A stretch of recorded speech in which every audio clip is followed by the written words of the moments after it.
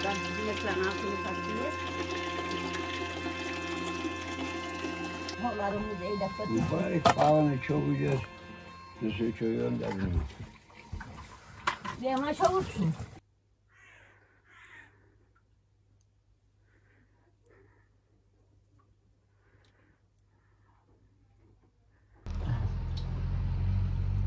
Koca. Tamam.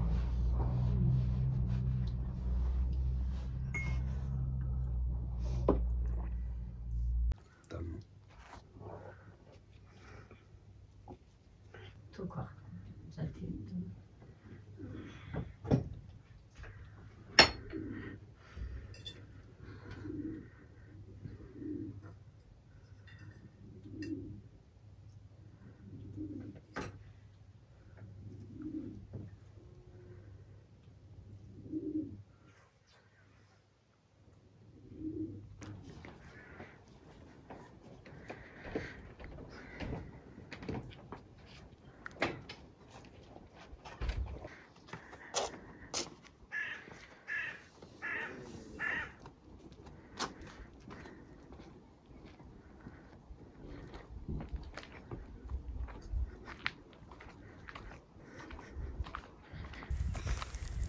Hiçbir şey 2 tane inek var.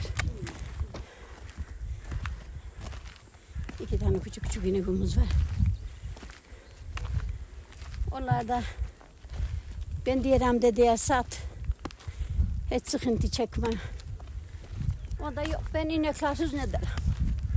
Daha da bilmem. Şimdi bizim mahallede kimse kalmadı hiç. Hep olan oldu rahmetliler. Kimse kalmadı. Boşandı mahallemiz. Yani şimdi kalabalık kalmadı. Çok az. En fazla olsa şimdi 30 tane veya 35 tane inek öldür. Veyahut da 50 baş koyun ya oluyor ya da olmuyor. O kadar yani. Ne kadar yağmur göstermiyor. Negatif uçarsın. Negatif uçarsın sen. Oh. Haydi. Olsun. Dışarıdan gelen gençler hani yazlığa gelmişler, onlar başka da. Onlar da izinleri 1 aydır yarım artık ne kadar kalacaklar bilmiyoruz. Onlar da geçip gidecekler yani oradan kalan da yok. Yaylamızın yani yarısı bitti. Buraya çok çıkıyorsa 15 hane, o zaman 60 hane, 50 hane buraya komple göçerdik. Malı koyduk mu bu cadde aynı bak araba yolu eskide öyle yapmışlar. Malmeler ancak sığıyor bak. Şimdi bir araba sığıyor, o zaman da bütün malmeler ancak sığıyor. Mal çobanı ayrı, sığır çobanı ayrı. Buradan geçti miler, kabanlara kadar kabanla derik. Oraya kadar mal, sığır beraber gider. Oraya gitti miler mal aşağı yoldan bir var, oradan ayrılır. Sığır yukarı yoldan gider, ayrılırlar. Mal gider ayrı, sığır gider. Akşam oldu mu, dağdan toplandı miler, gelecek vakit geldi mi, bir Kızılsüt tepe derik. O tepede sığır mal birikir. Gene biraz bu yana geldi mi mal gene aşağıdan seçilir. Davar, koyun, ne bileyim. Seçilir aşağıdan kendi yolundan gelir. Sığır seçilir kendi yolundan gelir. Yani sanki ogratmış mübareklere. Öyle eski durumlar öyleydi İbrahim'mişler. Bize kimse bir şey diyen yok. Bak. Haydi yavrum. Kokla, kokla ne bulacaksın? Evet. Diyorsun. Hadi. Kocalık sana kötü bir şey. Seni de yola çıkardım. Kusura bakma. Ne oldu ki? Diyorum ki ben böyle reklamı da orada da. Böyle zarı gelmedi dedi. Sesini yenge de sordum şey değil sana kişi giderdi gelirsin. Bazı seneleri çoban tutardılar. Bazı senelerde herkes kendi malına giderdi yani. Çoban bulunmadığı zaman çoban birkaç sene çoban tuttular mahalle yani.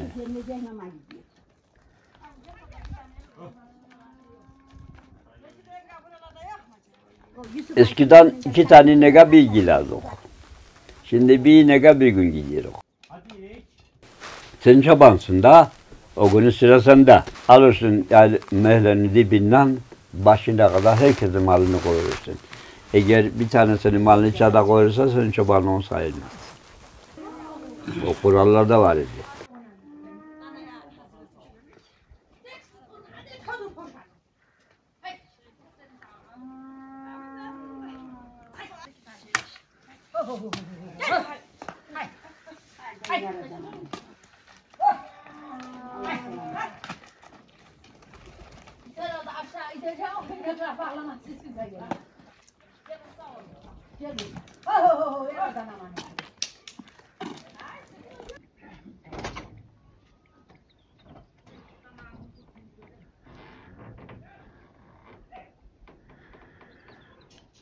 Eskiden Mayıs çıktı mı Karakaş'ta daha yol verdi mi 250 tane okuzumuz olurdu. 200 tane okuzumuz olurdu. Çoban tutulurdu. Ya yukarı boyuk bir didvak ederek. O didvaki açıldığı zaman okuz güleşi orada olurdu. Açılmamışsa dağların çığı yeri o dereler dolardı. Çığın üstünde güleş yapılırdı. Okuz dağa çıkardı. Okuzu götürürsün dağa, çobana teslim edersin, gelirsin geri. O günü bütün mahalleler, bizim yaylalarımız dağınıktır. 4 tane yaylaya çıkardık.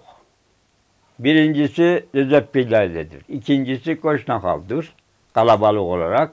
Üçüncüsü Şotket. Dördüncüsü de Kelatat falan hani. Kurget tarafı oraya çıkardı. O günü inek de, sığır da koşardı bütün. Herkes ayrı gün koşacak. Kesinlikle. Kimse yani ben geri kalan benlerden yok. Koç aynı günde olacak. O kızları açtı mı o günü de buraya getirirler. Millet ineklerini katar. Çoban tutulursa çoban tutulur. Çoban tutulmazsa sıra yaparlar. Nöbet olur. Herkes 2 kişi çıkar. 2 kişi de mala aşağı yukarı 200 tane 250 tane inek olurdu burada. Aşağı yukarı 300-400 tane koyun olur, hiç olurdu. Onlar artık alıp dağlara gider. Herkes sırayla çoban giderdi. 80'lerden sonra gençliğimiz açıldı gurbete. Köyümüz artık ihtiyarlara kaldı. İhtiyarlarda giden gitti. Kalan da gitti mi? Belki köyümüzde daha da ya bir şey olur ya da yok.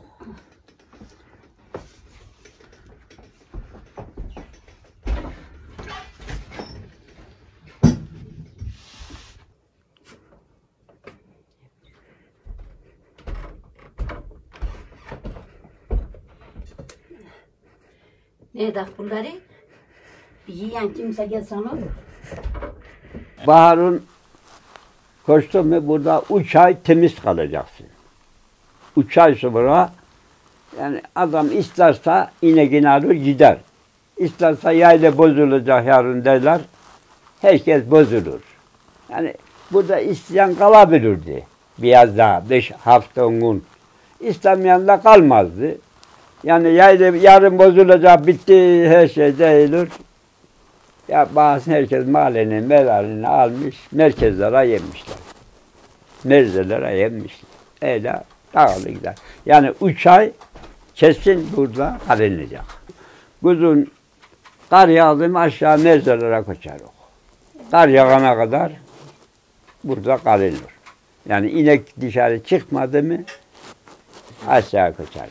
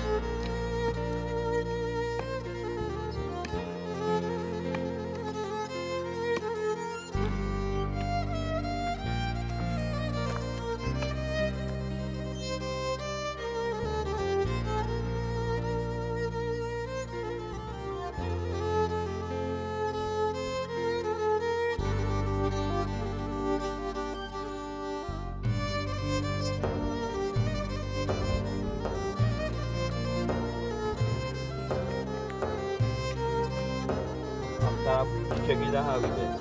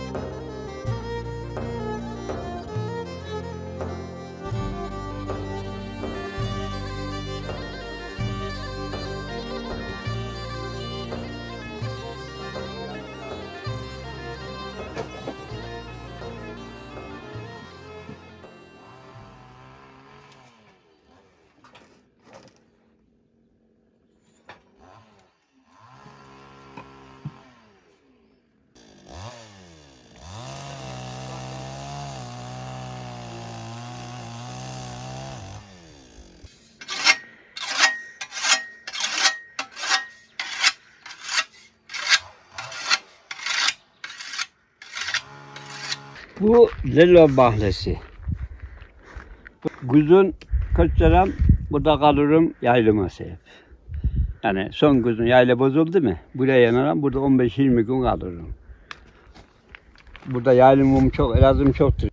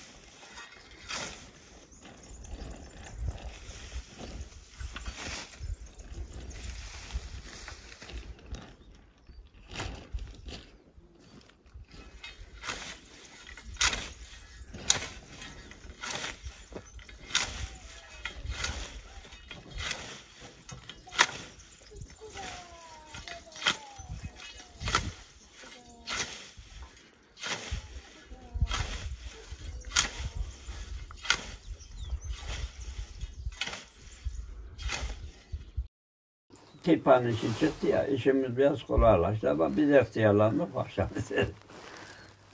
Gençlik için ne var ki? Bir gün tirpanla biçersen 50 pazot biçersin.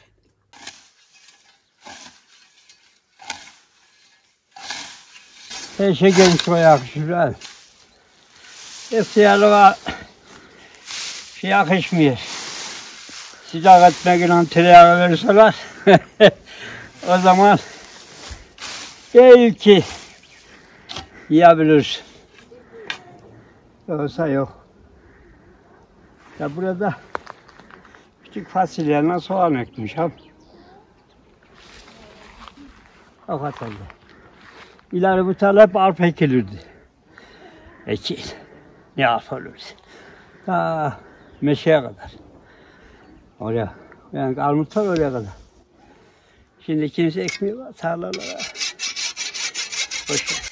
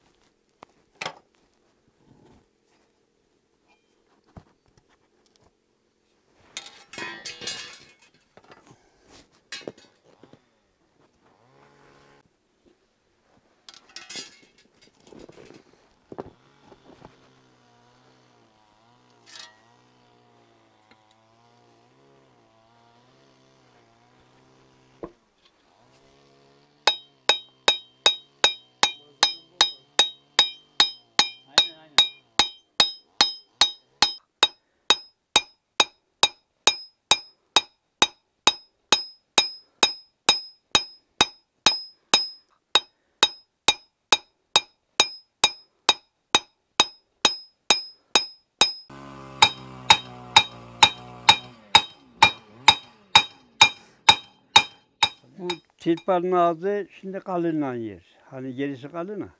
Devamlı her gün için ağzını döküyorsun böyle yukarıya kesmesi için çok faydalı bir şeyler.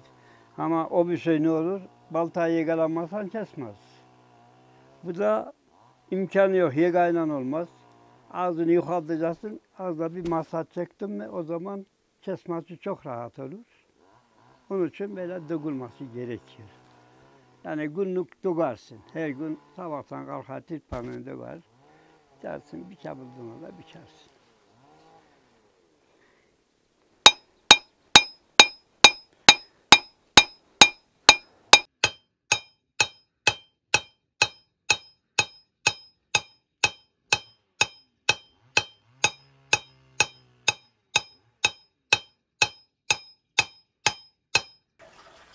Eskiden imece olurdu mesela. Diyelim ki bugün filan kesin 30 radı var. O zaman imece. Aşağı 20 tane 30 kişi toplanır. Bir tane de veya kemenici veya çalgıcı var başlarında. Ot biçmeye başlar. Adam ola filan kesin. Tüyekler atılır, tabancalar atılır. O zaman şenlik. O adamın iradı biter. Bugün derler ki yok Nurullah'ların iradı var. Bugün derler ki İmyanların iradı var. Bugün derler Kosaların iradı var. Eskiler. Bugün derler Veli Veysel'in iradı var. Yani her gün günlük olarak bu erazinin otu biçana kadar o zaman orağıyla. Tirpan yok. Biçer döker yok. Biçer dökerse bizim orada işlemez ama. Yok. Yani hiçbiri yok. O zamanki devireyle. 60-70'lerdeki devireyle. Şimdi kimse otuyla biçmiyor. Kimse de yok. Kimse de kalmadı.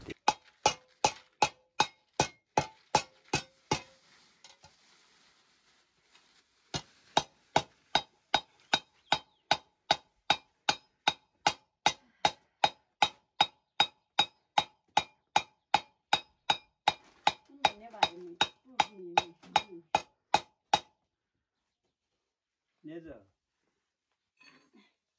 Poşet.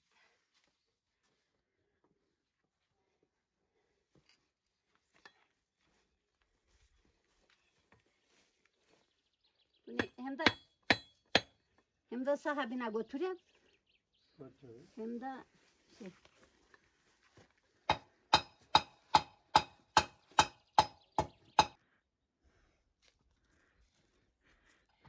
İllaki kuşu. Her yerin bir ayrı ayrı sıkıntısı var.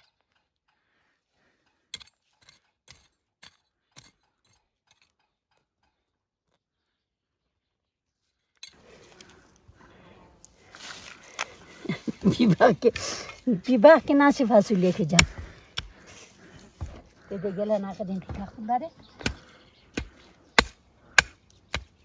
Dede gelirse iş karışır.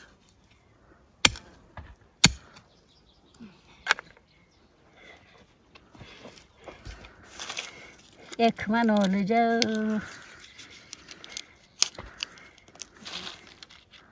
Ne yiyeceğiz sanki diye duruyor.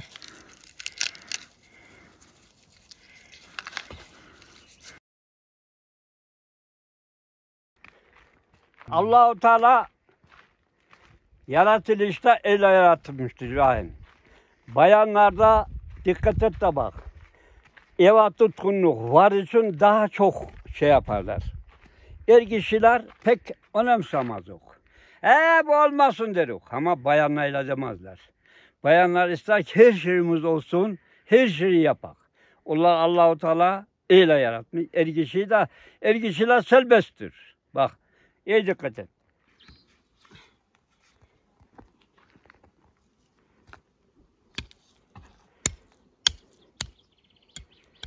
Bu gözü kör olacak şey var ya. Semuz otu. Bizim tarlalarda dünyayı tuttu da. O bilerde çayır kimindi? Bunda da bitmiş.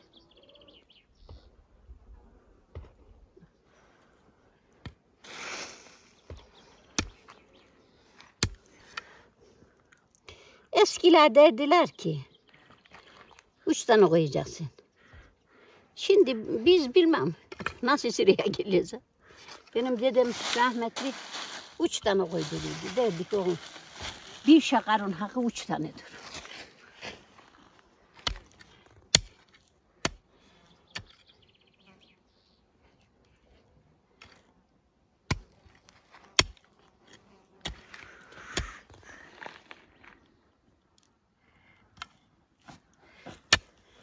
Yakın.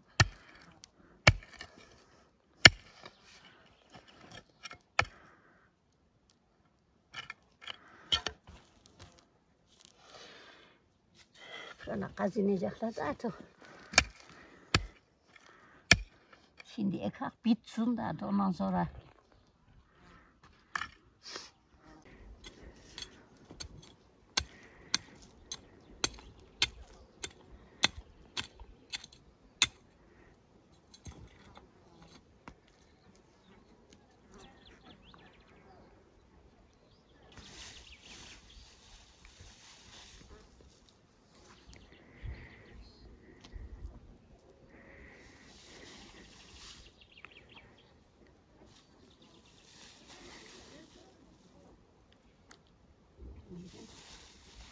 Nereye ektik?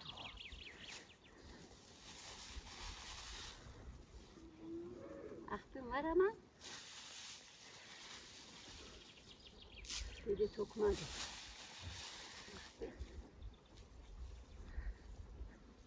Ben de tokmadım. Hadi ettim daha.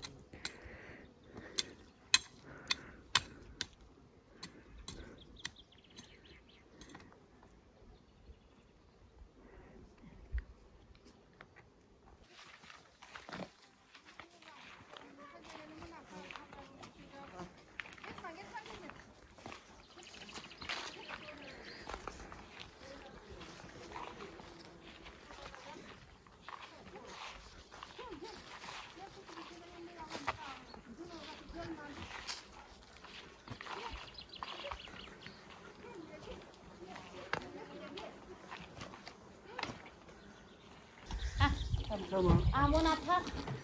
At oraya. Oraya ben takarım. Fazlasını at. Giderim oraya alın gidin. Al.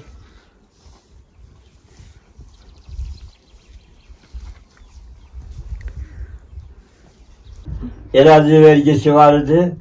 Erazi vergisine kavuştum. Buradan memur gelir. Kapı kapıda gezmez. Hungamega oturur. Muhtar, bekçi yerler. O zaman bekçi var idi. Muhtar yanısıyla. Bekçi yerler köylere haber ver. Yarın taksitler gelecek. Erazi vergisi verilecek. Herkes gider. Koçanını kestirir. Vergisi neyse verir gelir. Mal sahibi vardı. Malcılar. Malı gece götürdü. Millet izladı. Çoğu olan da. Millet izladırdı. Sağda, solda. Gelirler ahıra, malını sayarlar. Senin malına gel, vergiye dahil edilse sana vergi alırlar. Koyuna da, ineğe da, her şeye. Eskiden öyle yaşadık. Yani. Eskiden çok söyledi İbrahim'de. Eskiler ne bileyim. Öyle bir şey ki hükümetin unu yok. Un satılmıyor. Ekin yok. Burada sen 50 kilo buğday alacaksın. Yani o da sonra çıktı. Menderes'in zamanında çıktı o. Rahmetli Menderes'in zamanında. Onlarla o da yok olmuş. Hane başına, nüfus başına 10 kilo verirler. Sende 5 nüfus var, 50 kilo buğday alırsın. Geliyorum sana derim ki arkadaş, o bir sefer benim buğdam sana, sen buğdayı bana ver. Böyle 100 kiloyu tamamlarsın, gidersin. 100 kilo buğday da atarlar sana. O bir sefer de senin buğdayın o arkadaş alır. Öyle geçim sağladı. Mütemit olurdu. Gider ofis ambarından koyda kaç hane var? 100 hane. Nokata ekim verilecekse onu verirdiler. Alır gelip koya dağıtırdı. Parayla tabii ama olsun işte yani.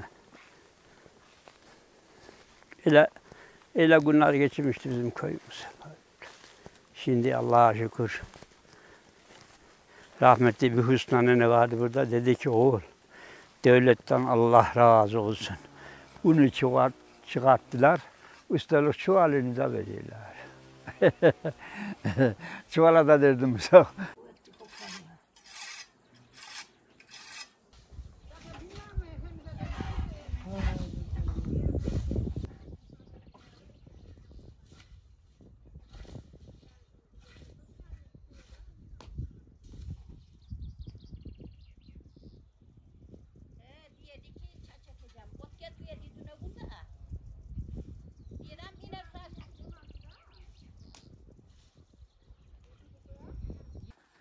Eskiden herkes böyle gidiyor böyle. Acısalar da evler böyle gidiyor, tokusalar. Ama şimdi öyle değil.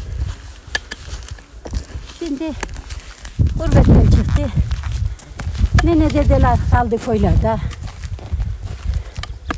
Biz alışmışız buralara, gidip buralarda duramıyoruz. İşte de zor.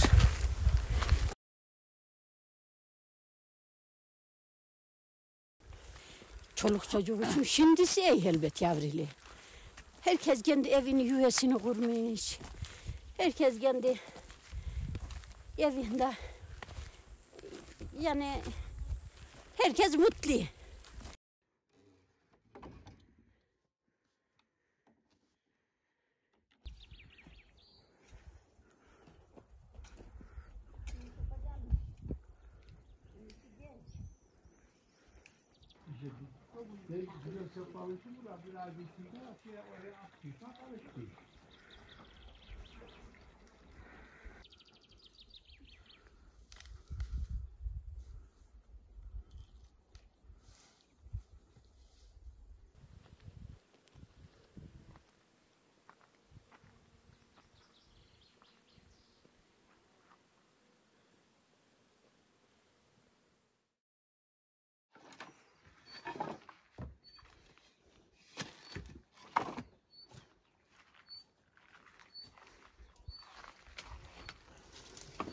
Yarın geleceksin ama acele lazım biraz. Ne bileyim ya. Elmeyelim rastlığa yavaş yavaş.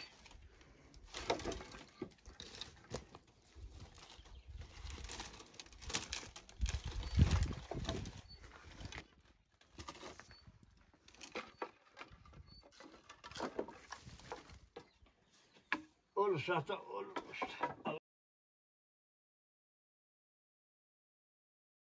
Burada ben şimdi Allah izin verirse bir çeper yapacağım. Tavuklara, komşuların lahanama, soğanıma, fasulyeme giriyorlar. Şey yapıyorlar. Zarar veriyorlar. İşte komşundan kötülene kadar kendi çeperini kendin yap. Kimseyle ne dokuş ne de gürültü et. Ne de kimseye de ki bu tavuğunu yasaklıyorsun. Bismillah.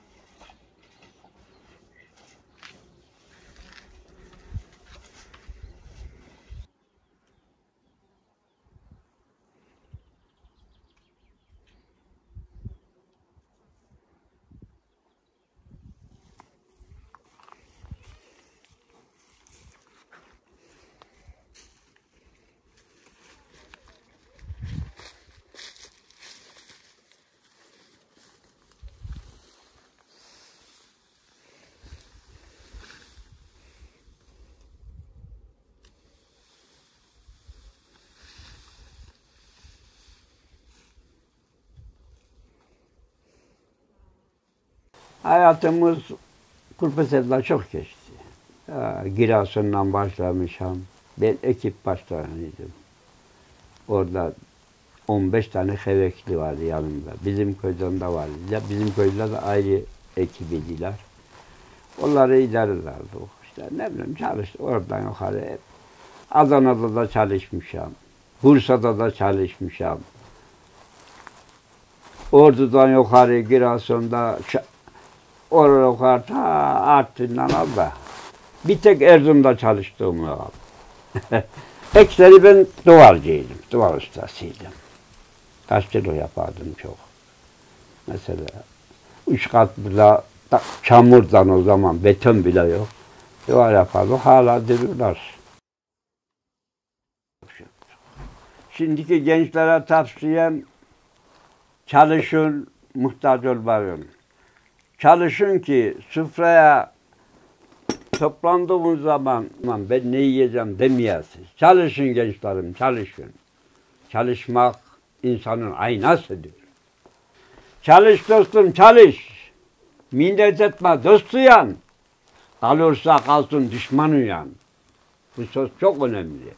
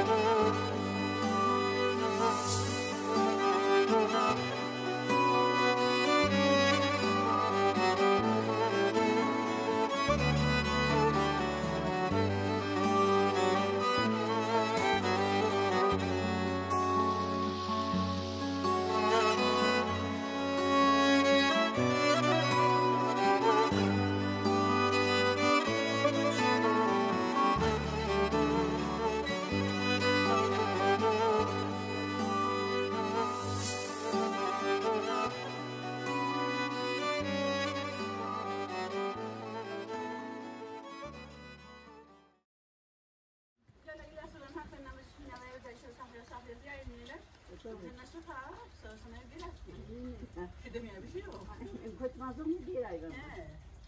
Bizim kendimiz öyle diyoruz.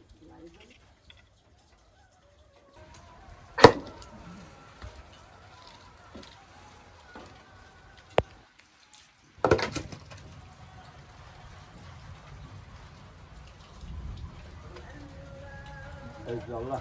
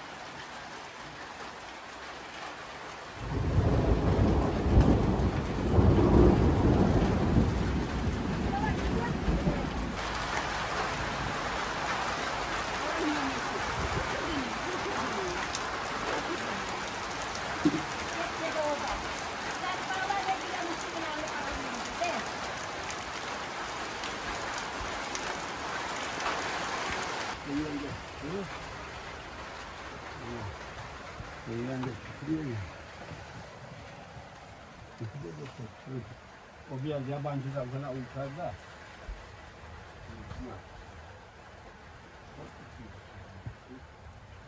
Bismillah.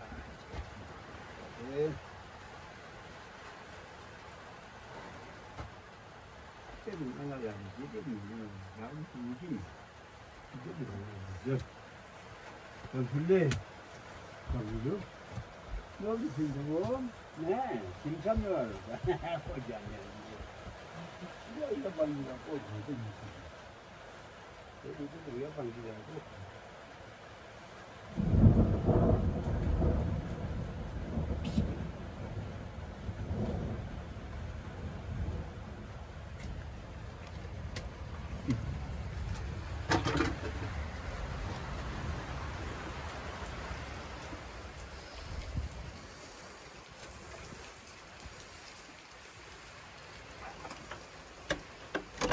Bismillah.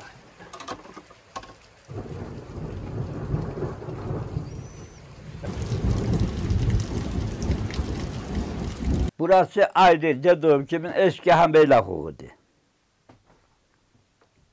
Bunları Adanzı'ya kadar bir şey varsa ben yapmışım. Taşını da ben yapmışım, duvarını da, içerisini de dışarısını. Yani hiçbir adam çalıştırdım yok. İyi kötü işte, yaylada idare eder diye bu kadar yapmışım. Babadan bir şey yok. Burada her şey çalışın. Burayı sonradan parayla aldım. Hiçbir şey yoktu. Sadece 2 tane davar korku vardı altıda, bir ahır. Üstünde de büyük bir huk vardı durma için. Hep ağaçtan yani. Yapı diye bir şey yoktu. Ev diye bir şey yoktu. Huk. Eskiden huk geçerdi.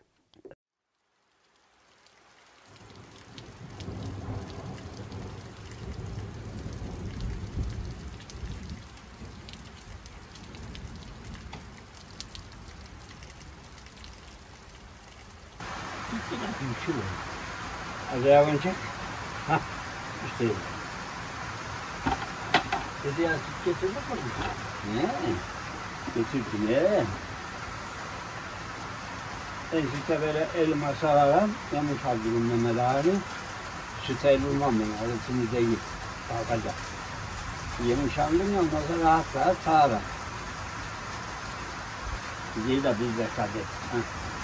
Mehmet ağa yemiş aldı. Bir ya hiç elini olmasın. Bismillah.